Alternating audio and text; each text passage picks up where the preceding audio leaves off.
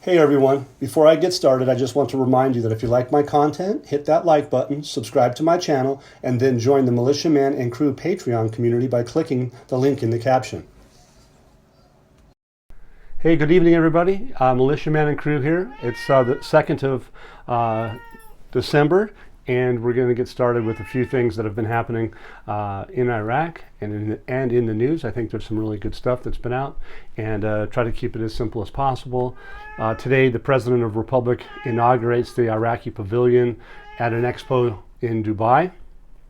And the circumstances there is that he is out and about, and he's at a symposium that is held in what they call the Iraqi Pavilion. And the President of the Republic, he's basically pointing out that we all know this, that Iraq is a rich people. It's a rich civilization.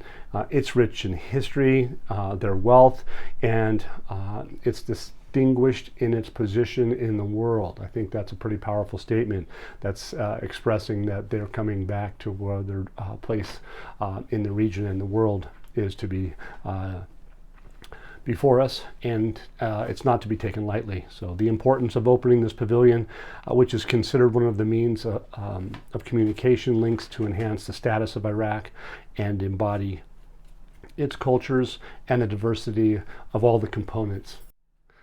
Yeah, some of those components have a close connection to many things: water, food, energy, security, all of these things that Iraq is going to enjoy here coming in the future, because they're going to be interlinking with all the other countries. They're going to do it internationally, and we're going to be part of that. It's going to be a fascinating thing. It's pretty exciting. It says here that he points out, the President of the Republic, Iraq today enjoys stability at various security, economic, and political levels, and it has begun implementing the government's plans in all fields, most notably the environment in this particular case.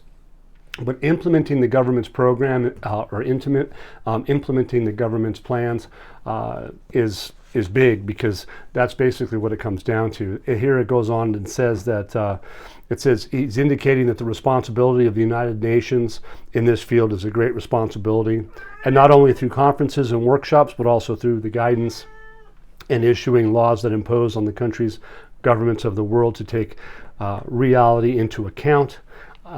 Environment conservation is a serious matter. It's a serious issue for humanity. So they go on to say stuff like that, but they're basically talking about the development of the country. The United Nations is paying attention to it. There's even an article out that specifically states that the United Nations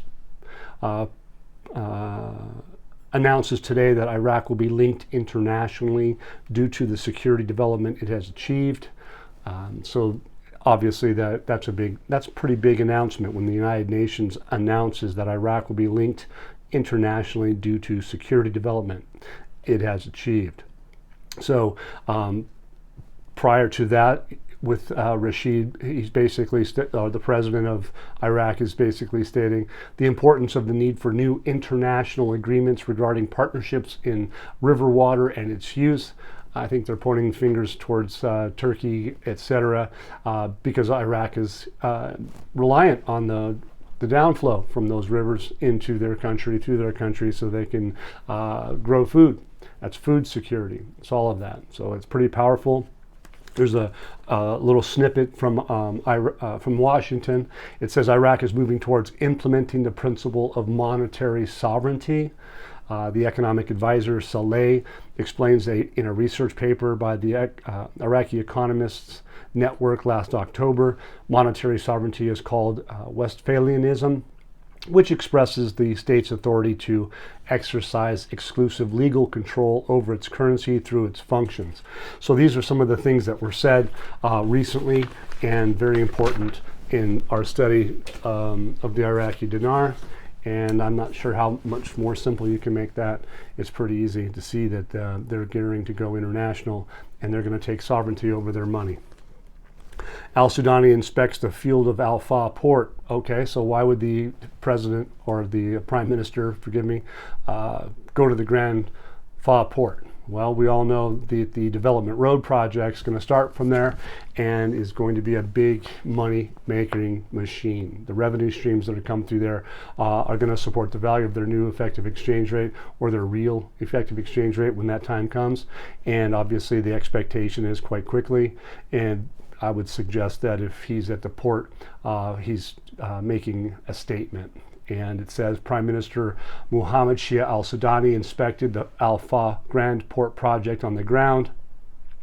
He goes on to say that the Al-Fa Grand Port project and followed up on the progress of the work carried out in it.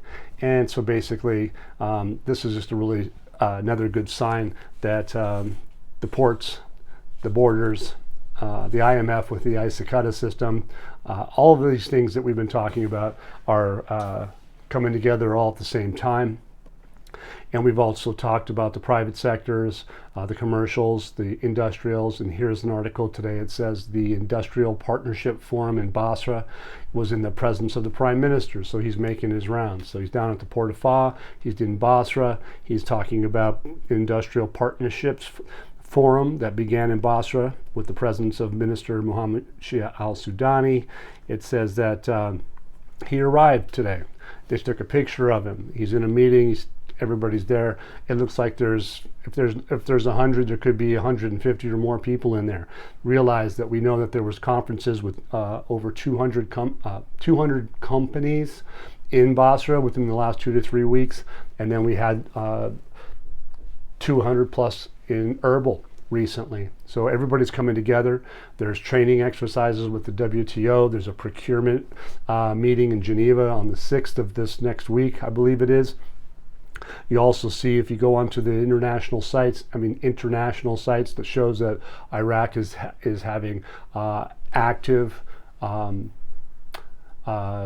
bidding for tenders, okay? And there's numerous ones that are expected to be online or need to be funded at some point in time this month. So they're ongoing. They will be ongoing. So just because some of them are in December, there could be stuff in January and so forth. But the bottom line is the 2023 budget, it needs to be activated, implemented, and start spending money. And I think that's where we're going to start seeing all of this coming to a head in a very short period of time, because now they're actually openly talking about implementation of all the different government programs. One of the biggest government programs is going to be obviously what? Their budget. It says here the governor of the central bank chairs his first meeting for the Iraqi National Payments Council. The governor of the central bank, Ali Moshan al-Alak, chaired the first meeting of the Iraqi National Payments Council after its restructuring. So it goes during the meeting, which was attended by officials from the central bank and representatives of the relevant ministries, the government and private banking sectors, electronic payment service providers, and actors, the objectives of the council, and the main tasks that it intends to implement to achieve strategies were reviewed. That's a big mouthful of a lot of stuff going on, but you got what? Relevant ministries, you got the government, you got private banking sectors, electronic payment service providers, others, and what are they doing? They're reviewing what they're supposed to be doing when the time is right. It says here there's a national initiative to develop the infrastructure of the financial and banking sector, advance the components of the electronic payment environment, and strengthen the pillars of financial inclusion in Iraq. None of that is new to us. We've known about from the World Bank, the Bank of International Settlements, everybody, that financial inclusion has been a main focus and a goal, and you're actually witnessing that 5 years or so or more that they've been working on these things coming to fruition. Because what are they doing? The Silk Road, the Development Road, they're doing all the industrial cities, they're doing residential cities, they're doing all the infrastructure to rebuild this country, and it's coming to fruition before our eyes.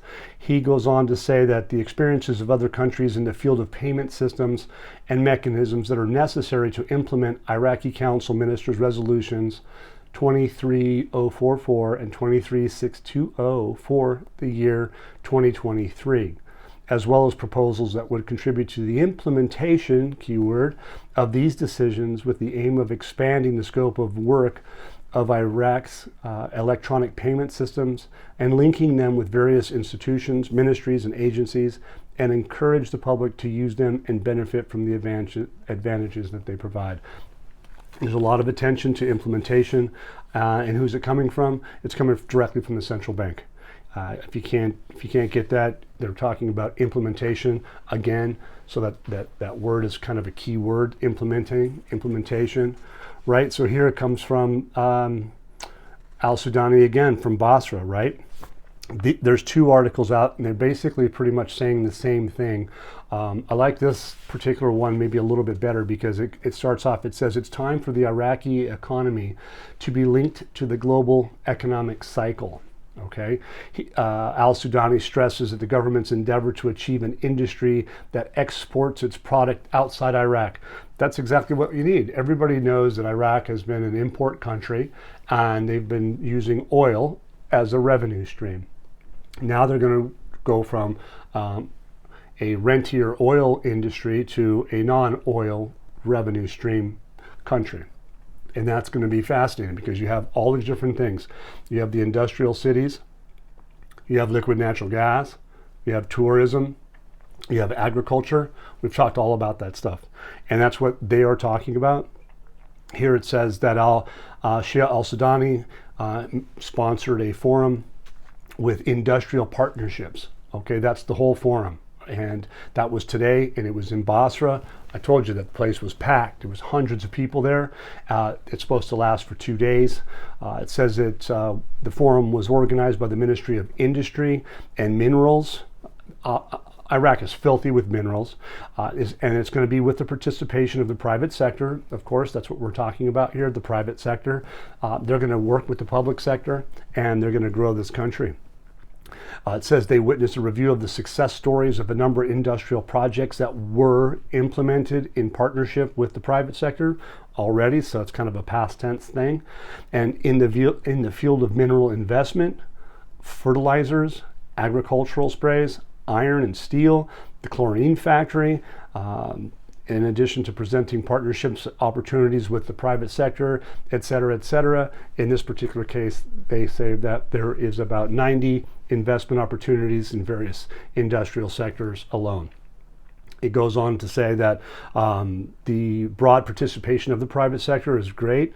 The forum is a platform for meeting investors who are serious about investing in existing opportunities. It says whether in partnership with the government sector or through investment opportunities, but they are in accordance with the investment law.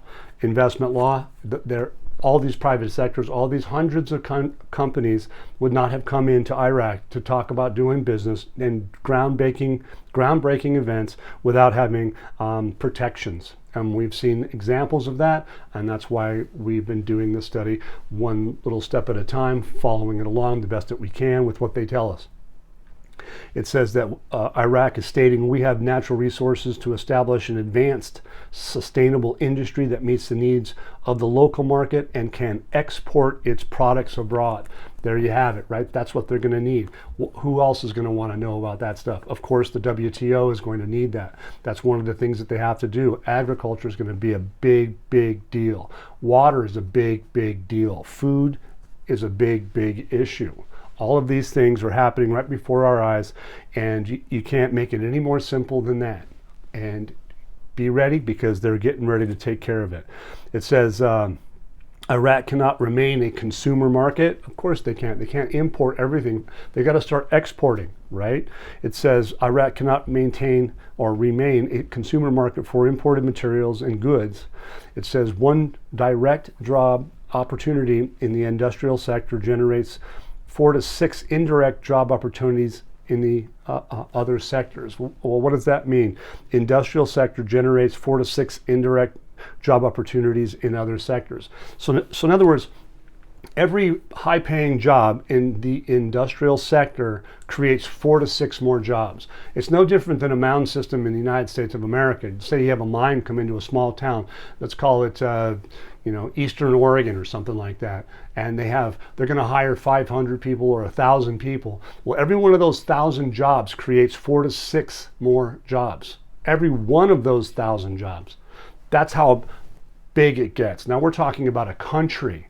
The scale is like absolutely insane. If you can't picture this and understand how big this really is, you really should start studying on how all this works. The stability of the country is going to be phenomenal. The UN's basically come out and stated that they're supporting their security I think it was in a tweet today. But the bottom line is that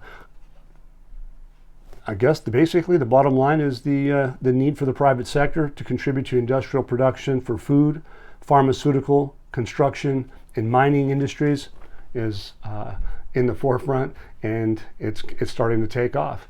And as you see, Al Sudani is at the ports. Where do they ship goods in and out of ports, right? The private sector, the industrial sector, they're talking about industrial cities.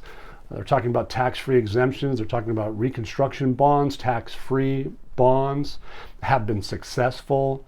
They have the last auction, dollar auction for the year. It looks like it's going to be through the central bank is going to be, I guess, from the 6th to the 20th of this month. So there's all kinds of different things that are happening that are just off the charts powerful, and support that this is coming to an end. And this particular portion says, the time has come for our economy to be linked to the global economic cycle. This is Al Sudani, right? The time has come for our economy to be linked to the global economic cycle and to establish a strong industrial base that supports stability and industrial entrepreneurship, and must be supported to meet local needs and integrate with regional and international industries. There you go, folks. Saturday night. I think I gave you guys some power. I hope you guys enjoyed it. Militia Man and Crew has been working on giving the best data we can possibly come up with as far as the news as it comes in, and we analyze it to the best of our ability and give our opinions on it. We just really read the news. But I thank you for your guys' support, and if you like the content with Militia Man and Crew, hit that like button, and please feel free to subscribe. And we have different options if you care to help keep the content flowing. Thank you so much. I appreciate that. Once again, guys, don't forget to hit that like button if you like this content, subscribe to the channel, or join us at the Militia Man and Crew Patreon community for even more exclusive content. You can also donate to this channel by hitting the links in the banner to help keep this page up and running. Your generous support is greatly appreciated, as always. Much, much appreciated. Thank you so much, and have a great day.